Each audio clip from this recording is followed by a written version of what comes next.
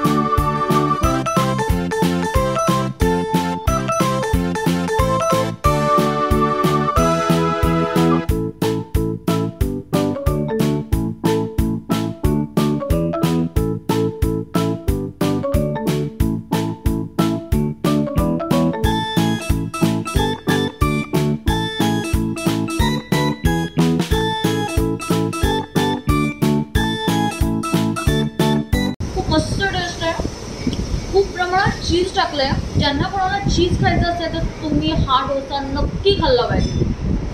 तुम्ही या ठाण्यात आणि एन्जॉय डोसा या शॉपला भेट द्या आणि बुर्ज खलिफा हा डोसा खा.